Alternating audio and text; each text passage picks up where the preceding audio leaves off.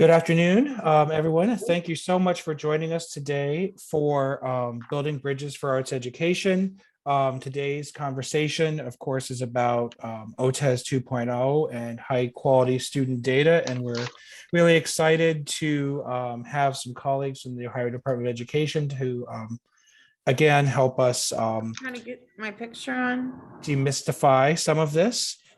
Just a couple quick housekeeping ideas and some structure of how the day will work. We have muted everyone upon entry, and we ask that you keep your microphone muted during the presentation just to avoid accidental noises and things like that. If you have questions, go ahead and post them in the chat, and Raymond Miller and I will monitor those during the presentation and either interject if necessary or queue them up for the Q&A at the end of the presentation. We'll allow approximately 15 minutes for general Q&A after the big presentation. We are recording today's presentation, so the link will be available to everyone who is registered following. Following the Q&A, we'll break into our three breakout groups by discipline. So we'll have visual art, which will be hosted by our colleagues from the Ohio Arts Education Association, Matt Young and Gail Mulder. Music will be hosted by Dr. Ann Usher from the Ohio Music Education Association. And we're gonna put dance and theater folks together so we have a more robust group, and Jane D'Angelo and Rodney Vale of OhioDance will host that. So once we get to those breakout groups, we'll post individual links in the chat and you'll just pop into those sessions. A couple quick introductions of some of my partners here. Again, I'm Jared Hartzler, the Executive Director of the Ohio Alliance for Arts Education. On the call, I think, but I didn't see Donna Collins from the Ohio Arts Council. She's always a great supporter and friend, so if she's there, wave. Again, Jane D'Angelo from OhioDance, the Executive Director. Rodney Vale is the board chair. He's here. Ann Usher is the president of the Ohio Music Education Association, as I said. And Matt Young and Gail Mulder are the president and vice president of the Ohio Arts Education Association. I don't know that I saw Stephanie Matushanek from the Ohio. Can't hear anything. We can't hear anything.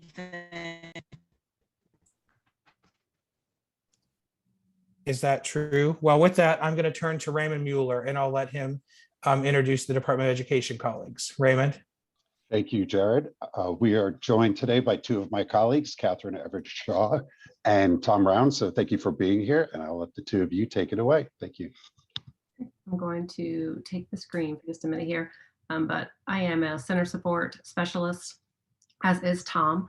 Most of our work centers around teacher evaluations. So with OTES being revised to OTES 2.0 and high quality student data, that was the bulk of our work for quite a while. So we're happy to assist with any issues, any questions that you might have around that. And also with the new online evaluation system, OhioES, if you've been in there messing around, we can, Tom will probably send you to me on OhioES questions, but I'm happy, he's smiling, but we're happy to help you with anything that we can along those lines. I'll do the presenting for the next hour or so on high quality student data, and Tom is going to monitor the chat for us. So if you have questions as I'm moving along, please feel free to go ahead and type those into the chat. You don't need to wait until the Q&A at the end. Some of them we might call them out anyway, if they're important enough, so that we can make sure that everyone hears those. But feel free to use the chat for us. Let me get the pictures out of the way. Sorry, 1 second, please.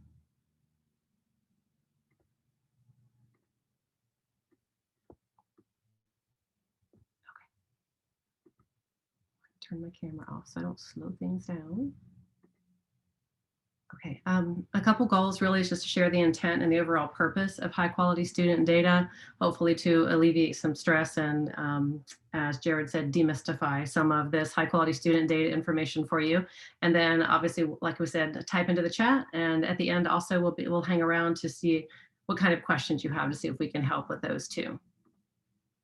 So just a quick note, throughout this session, I'll talk about how high quality student data has to provide evidence of student learning and such. Know that because of temporary law, This year, there are pieces of high quality student data or HQSD that still aren't counting as part of your evaluation, but the information on the slides are as if this is in full effect and ready to go, like it will be in the fall, barring any additional temporary legislation. So the first thing that I want to share with you about high quality student data is that it truly does, or it's truly intended to allow a great deal of local control. The department was charged with defining high quality student data. And for us, the definition of high quality student data is on that high quality student data guidance tool that you can find on the OTES 2.0 page or the HQSD page on ODE's site. But the definition or the guidance around high quality student data is really intended to be broad.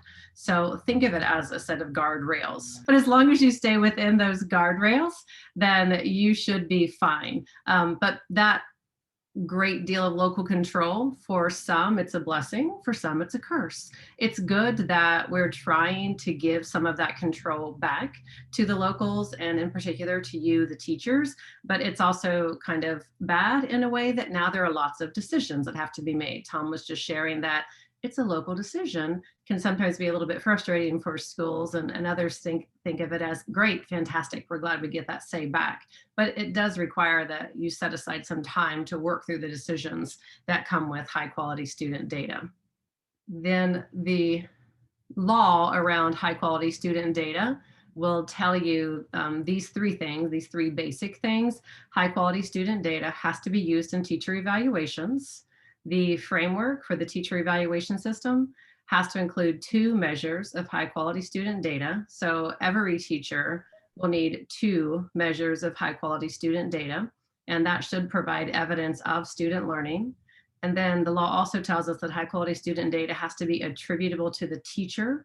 So if I take just a moment to talk about that, a little bit of that broadness or that leeway that you have around high quality student data is that whatever instruments you're using for high quality student data, they can either measure growth, which is a change in learning in 2 points in time, or it could just be an achievement measure, an achievement piece of evidence for student learning. So if you're thinking of using one or both of your high quality student data instruments to measure growth, it's something that you want to think about. A lot of times that might involve you administering a pre-test and a post-test. So when kids come to you or when you start a unit, it's always useful for us to know where students are, what they remember from last year, because we're going to build on that information. That's really useful formative data. But when this says high quality student data has to be attributable to you, you want to be careful. I see the question about VA. I'm sorry, 1 second and I'll get to that one. You want to be careful that the data is attributable to you. So on your pre-test, you want to make sure that you're going to ask questions about knowledge and skills that you're going to directly instruct on, not just knowledge and skills that you're hoping they remember and they're bringing to the table for you this year, because information from last year is not directly attributable to you. Unless, of course, you intend to review and reteach that information as you're presenting new information. So think about that. The law also says that high quality student data has to include VA, which is value added when applicable. And because you guys are in fine arts, you don't have value added. That's data that's generated from state tests. So the high school EOCs, end of course tests, the 4th grade reading and math, those types of state tests generate value added data that teachers have to use if they are teaching in a state tested area. So that piece of the legislation wouldn't necessarily apply to most of you, I would assume, but just in case you're teaching multiple contents, if you happen to teach a content area that has a state test associated with it, that value added report, that information has to be one, but it can only be one of your 2 required pieces of high quality student data. You would still have to come up with an additional instrument for your second HQSD instrument.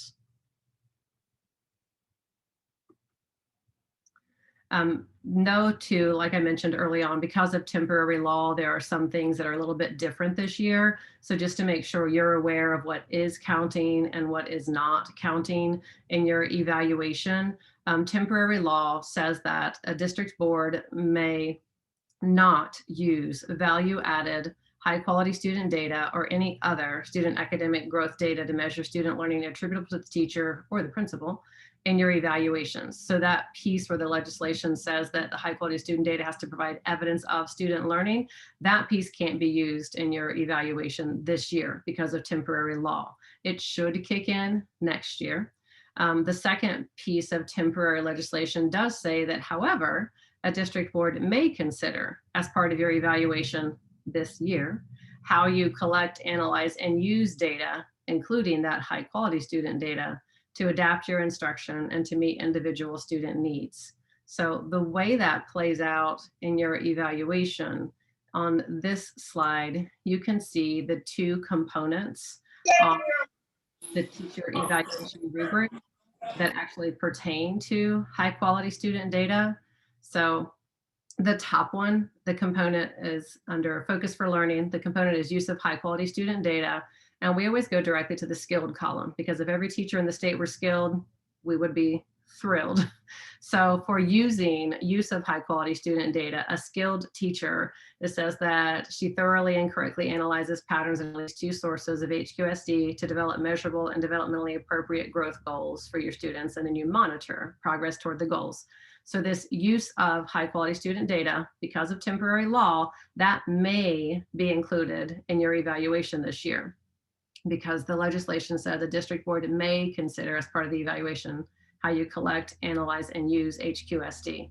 And it's a local decision. If schools don't want to delve into this yet this year, they don't need to consider that component on the rubric, but they may do so, just so you understand that piece. The other piece of your evaluation rubric is the component evidence of student learning. And a skilled teacher in that column, they use at least 2 sources of HQSD to demonstrate growth and or achievement. Because remember I said high quality student data could be either a demonstration of growth or a one point in time achievement measure, and that it shows clear evidence of expected growth and or achievement for most of your students. This is the component that cannot, because the temporary law says that the district may not consider value added or high quality student data as part of your evaluation this year. So within Ohio ES, the new online evaluation system that replaces ETPAS, this component, evidence of student learning, is kind of grayed out. You can't receive a rating on this because the law says not this year. There's too much going on with COVID and too many disruptions to the potential flow of learning and such. With that in mind, though, it is good for you to think about going ahead and kind of taking high quality student data out for a trial run with what's left of the school year. So you might want to be thinking about instruments that you might want to propose to be approved for high quality student data that you could use in your evaluation next year. If you have some of those things in mind, and we'll talk in a few minutes about what they might be, you might want to go ahead and administer those to your kids this year and try to get some baseline data, some information on how the kids perform on those skill sets or standards, whatever it might be that you're basing that instrument off of. It's just a good time to go ahead and try it out and see how it works. Do you need to tweak it some? Does the rubric need to be improved some once you start scoring and really rating and trying to gather data on student learning and your own instruction over those things? So just think about going ahead and what might you use, and if possible, if you haven't already done it this year, go ahead and administer those to the students and collect that data and begin that process of analyzing that data. So with OTES 2.0, the revised OTES and high quality student data, I'm sure you remember that with OTES 1.0, student growth measures, or for most of you, SLOs, accounted for 50% of your evaluation. The problem there was that lots of teachers just felt defined by that student growth measure, whether it was a value-added report from the state for a state test or your SLO score that you were given based on how your students performed on the SLO pre-post assessments and their growth targets and such. That 50% of your evaluation carried a lot of weight, and it carried a lot of stress for teachers across the state. So a good thing about OTES 2.0 is that high quality student data, and that's what the HQSD is, high quality student data has now replaced student growth measures. And rather than it being 50% of your overall evaluation, high quality student data, the HQSD, is just embedded in the rubric. So you saw the two components on that previous slide where high quality student data comes into play in the teacher evaluation rubric, and it has no greater weight in your overall evaluation than any other component that's on that teacher evaluation rubric. So it's embedded in the rubric. It has no greater weight than anything else. And the score, how your students perform on your two instruments that are identified and approved as high quality student data for you, that score is still important, because when we have our kids and we're instructing them for about 180 days a year, we're definitely responsible for moving them, for growing our students. So how they perform on your high quality student data instrument is important still, but what we're trying to shift the focus to with OTES 2.0 is how the teachers are using the data that they get from the two high quality student data instruments to grow and strengthen our own practice, and therefore and focus on improving our students' learning also. So we really are trying to shift the focus from the score to how you use the data, and you'll see that on the guidance tool in just a little bit. So the guidance tool, which again, if you remember, I said that ODE, the Department of Education, was charged with defining high quality student data. And for us, the definition is basically this whole high quality student data guidance tool. You'll see all the pieces of it here on the slide deck, so I'll put it up for you. But like I said, you can also find it on ODE's site. But there are two sets of criteria on the high quality student data guidance tool. The first one focuses on the criteria that the instrument has to meet.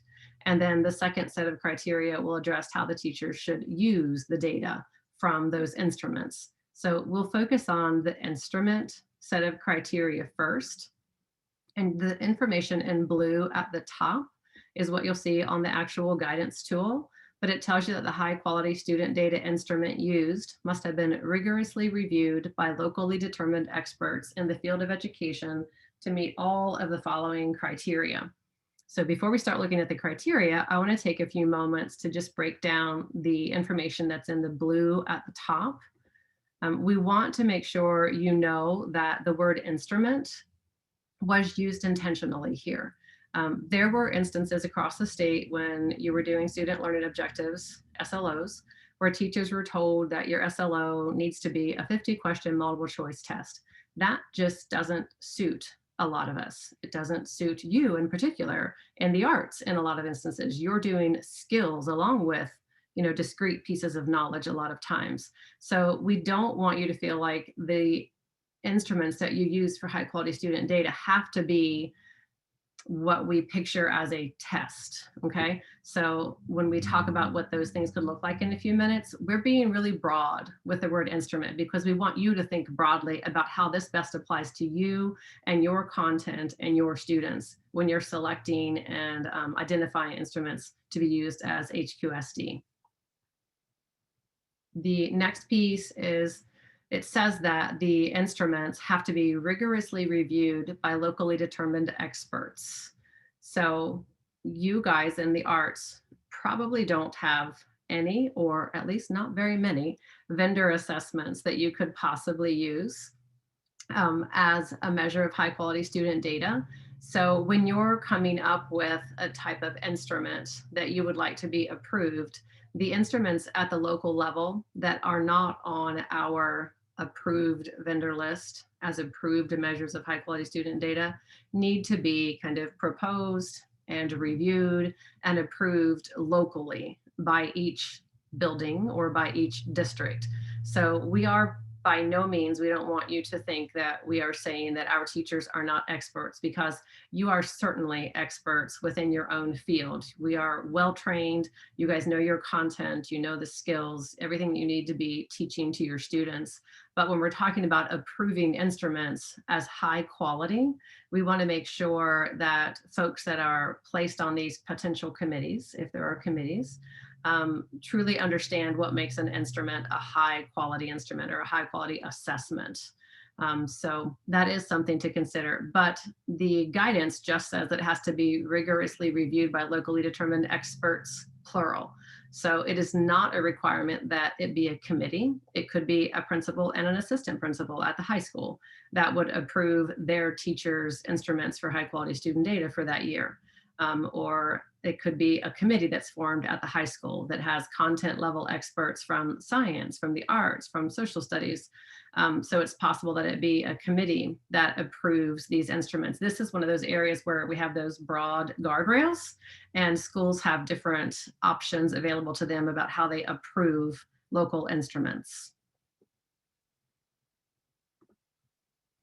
And then the instruments that are approved by the experts at your district level there need to meet all of the following criteria. And this is where we really focus on understanding what truly makes a high quality assessment. So when you look at this bulleted list of all the things that your instrument has to do, at first it might seem a bit straightforward, like, sure, my instrument is aligned to the standards. But when we really ask you to break down your standards, to look at the contents and the skills within your standards, to ensure that you're asking the students to do all of the parts and pieces within the standard, just that very first bullet point can be pretty intense when you're considering how well aligned the instrument is to the standards that you're saying that it measures.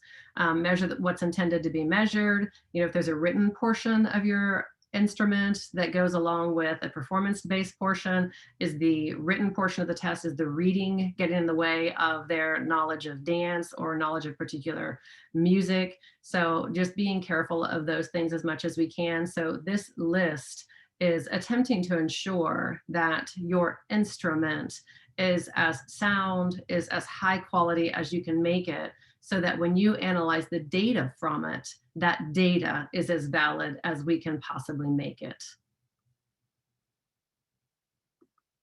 And that really goes along with this slide. The data is really only as good as the instrument itself. So if you feel like it seems a bit much to have to make sure that your instrument meets all of these criteria, we're really asking you to use the data in 4 different ways. And you'll see that in a few minutes. We want to make sure that if you're using this data to improve your own instruction, to grow ourselves as educators, and to improve our students, that the data is as valid as we can make it. So that's the basis for that piece.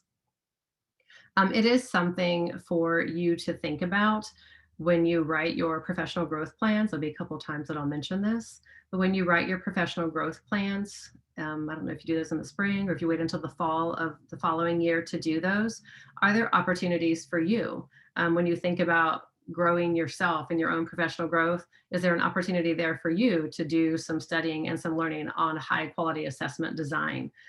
We have created within the learning management system on ODE's site. And if anyone's interested, I have a really short slide deck. It just has screenshots to show you how to find the learning management system on ODE's site.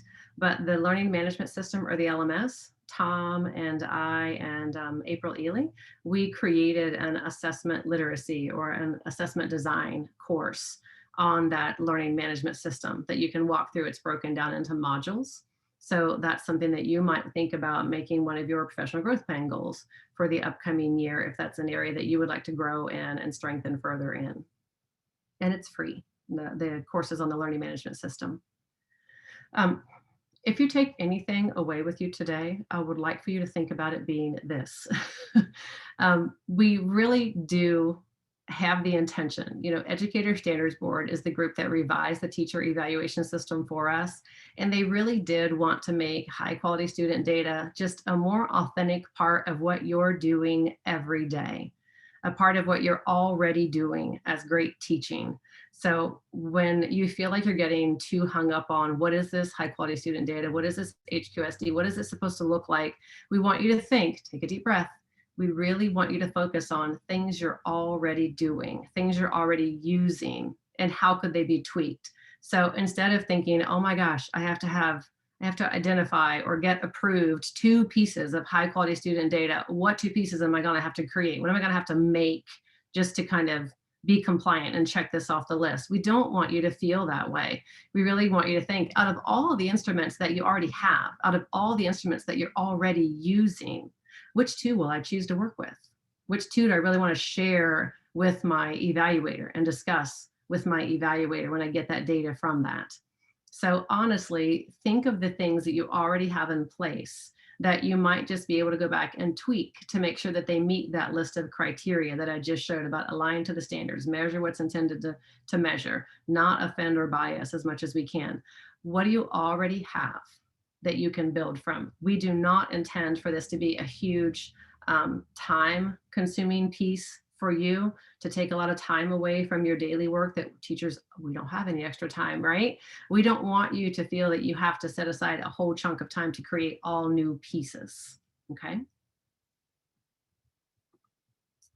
So what types of instruments can be used? And again, if some of you are in multiple content areas, if you're in a state tested area and you get a value added report, it has to be one of your two. We do have that approved vendor assessment list. So if there's anything on the approved vendor list for high quality student data, you don't have to worry about getting it approved locally. It's already been approved. For many of you though, it's going to be district determined instruments that you're going to submit for approval. So they could be portfolio collections, they could be performance-based assessments, any other types of district approved assessments or instruments that you might want to propose. So for many of these things, the portfolios, the performance-based assessments, it's not really the portfolio that is the high quality student data instrument that you're going to submit. It's the rubric that you're using to measure student learning and measure our own impact on student learning that you will submit to be approved for the high quality student data. So ensuring that you're comfortable with high quality rubric design, it's a part of the learning management system course on assessment literacy. We touch on it there and give you a couple of resources to look into, but the rubrics would be important for many of you when you're looking at measures of high quality student data. Some of you have asked about sharing the PowerPoint. I'll send it to Raymond or Jared, whoever it's most useful, and we'll get that sent out to you unless they have a place to post it. We'll let them share at the end. Some common questions that we get around high quality student data. The first one is, how long should the length of instruction be? Because many of you probably know very well that in the student growth measure world, and particularly with student learning objectives with the SLOs, that those were supposed to be the length of the course. So if you had a semester long course, then your SLO had to measure the big picture content of, you know, the big things you covered during the entire semester.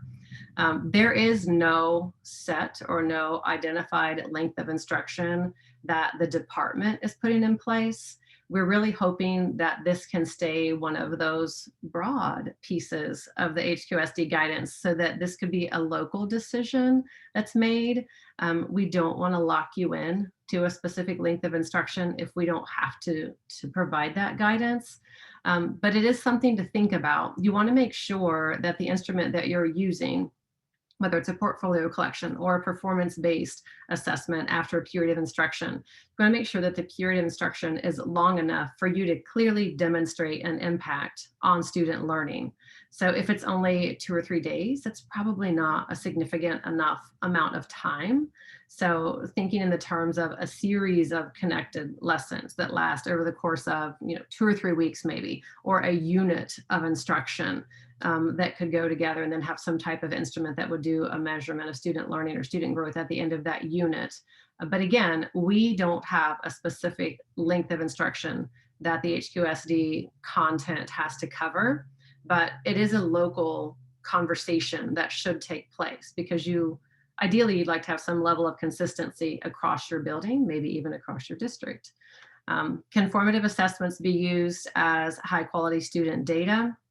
We say it depends, right? There is a huge range of what we call formative assessments. So if we're just talking the exit tickets or the thumbs up and the thumbs down type of data, that's always useful data for us as teachers. Did my kids get what I was trying to share with them today, right? So it's good formative data, but again, those exit tickets, the thumbs up, thumbs down, those things, when you go back to the first bullet point about length of instruction, probably aren't a significant amount of time as far as the length of instruction. They tend to be a period, a day, a couple days.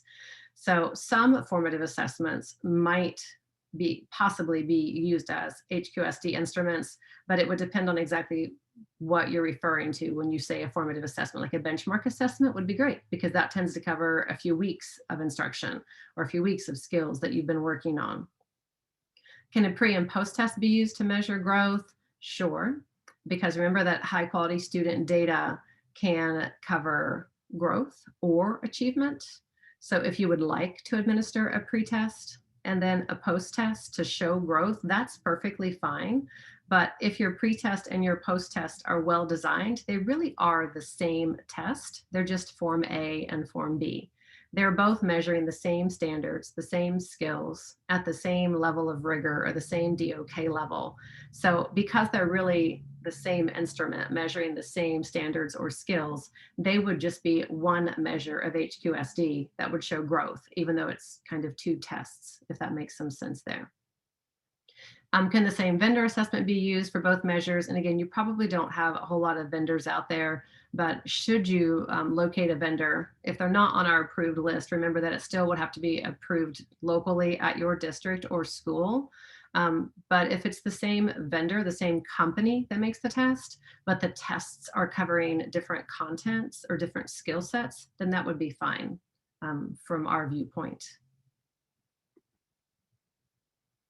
Something to think about when earlier I mentioned this is a good time to take HQSD out for a trial run. If you remember this component on your teacher evaluation rubric, evidence of student learning, this is the one that's going to be grayed out this year. So this cannot be included in your evaluation because of temporary law, but next year it more than likely will kick in and it will be rated on your evaluation. So notice the language in this though. Again, skilled is where we would love for all of our teachers to fall. This is, you are rock solid, you are highly skilled at what you're doing. So a skilled teacher with evidence of student learning, remember it says they use two sources of HQSD to demonstrate growth and or achievement over time, showing clear evidence of expected growth and or achievement for most students. There are two things in there that will require some decision making. So when it says expected growth or achievement, remember when I said if you have an instrument that you're considering possibly submitting to be approved for HQSD, go ahead and give it and get some baseline data. If you do that, even if you have to tweak the instrument some, in the fall before you administer it when it counts, it would still give you some rough data about this, because if it's a teacher created instrument, it's really hard for us to determine what is expected growth over time or what is expected achievement for my students on this performance-based assessment.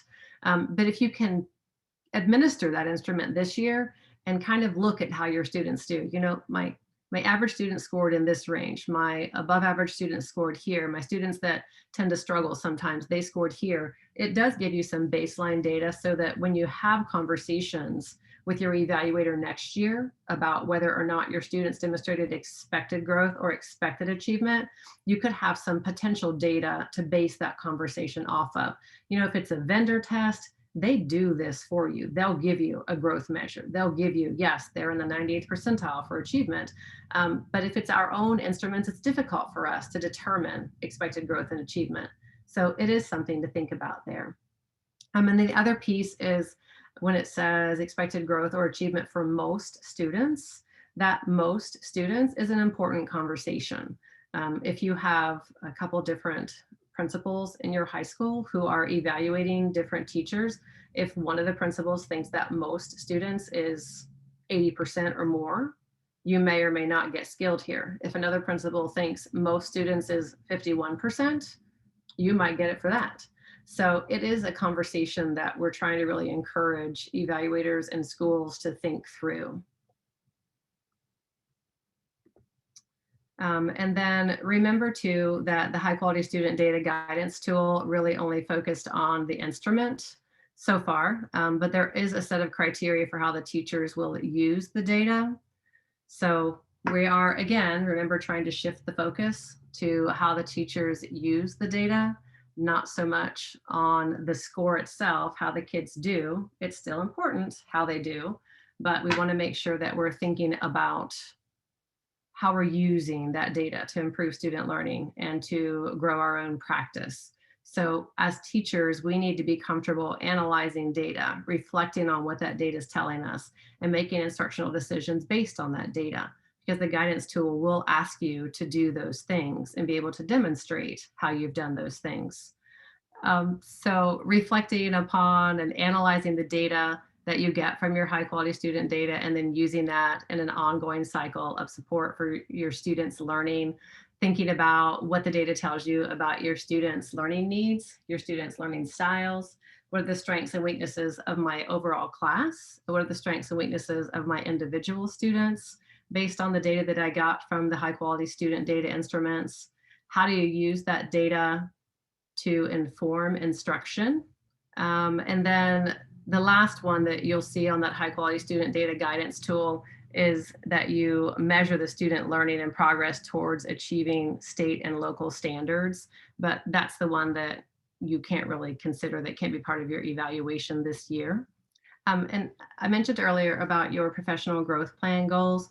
Something that we're also trying to encourage with professional growth plan goals or PGP goals is that they really be individualized to you guys, where you are in your instruction, where you are in your own professional growth over the course of the few years or the many years that you've been instructing students. So when you think about your PGP goals in the fall, also consider things around data analysis, really analyzing data, whether it be from your own teacher created instruments or vendor type assessments, how you can use that data to support student learning, to drive your instruction.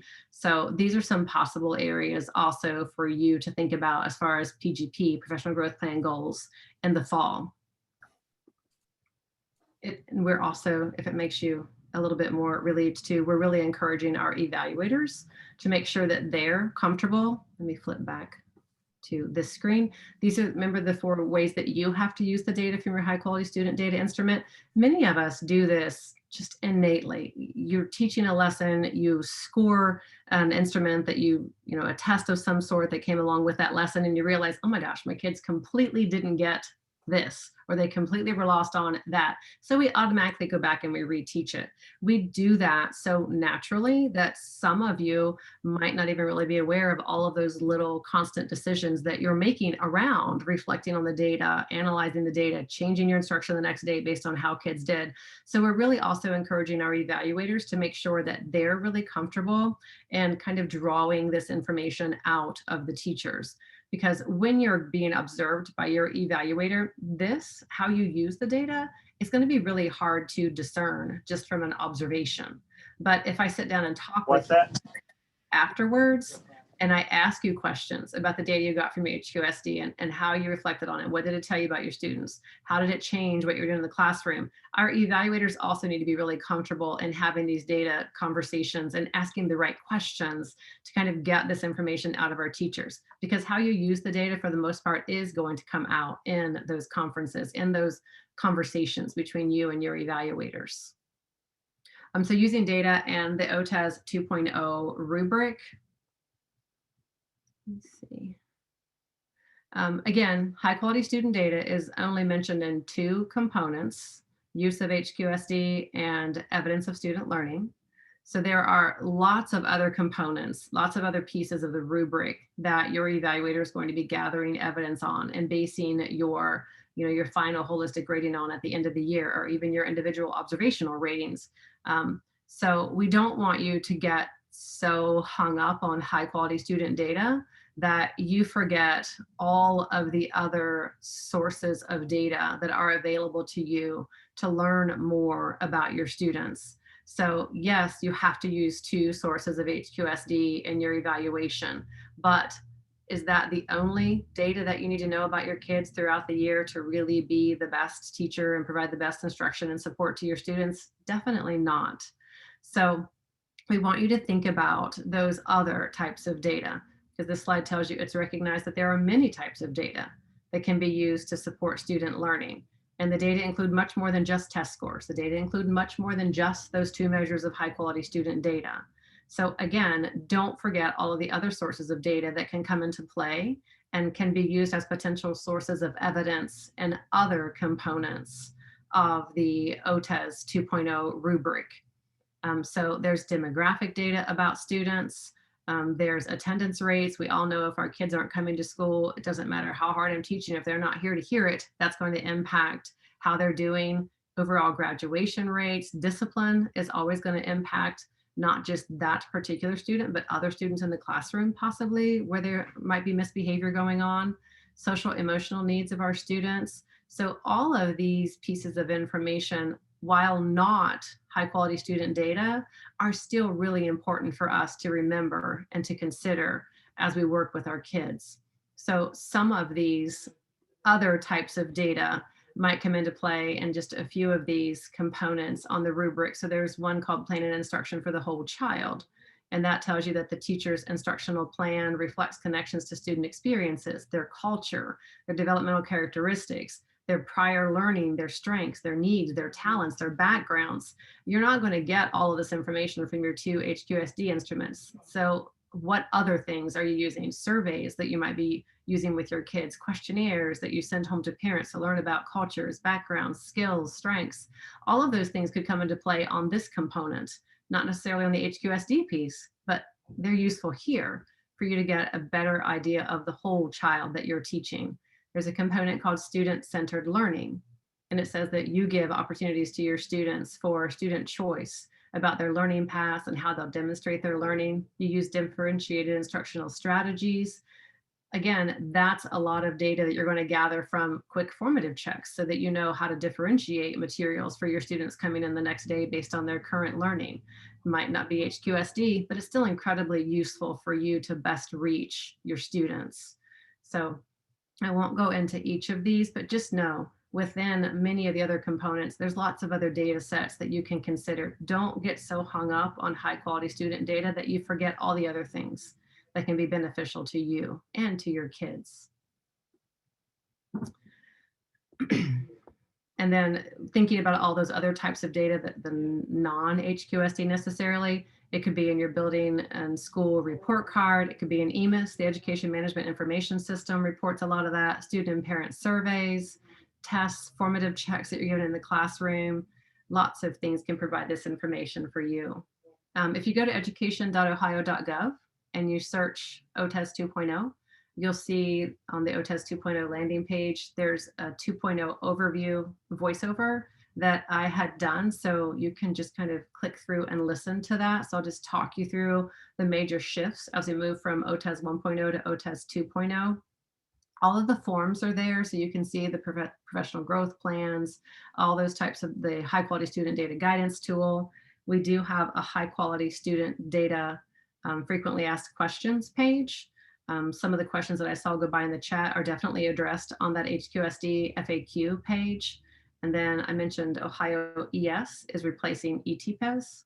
So there's a help page for that. But again, I'm happy to help also. My email's at the end, as is Tom's. So I'm going to put up our emails really quickly. If you have anything that you would like to email separately, I'm Cathryn again, and Tom will be helping out. He's been helping out. April Ely is in the same position as Tom and I are. She assists for Central Ohio, Southwest, and Northwest. So you can see the regions that we're assigned below our names and our emails here.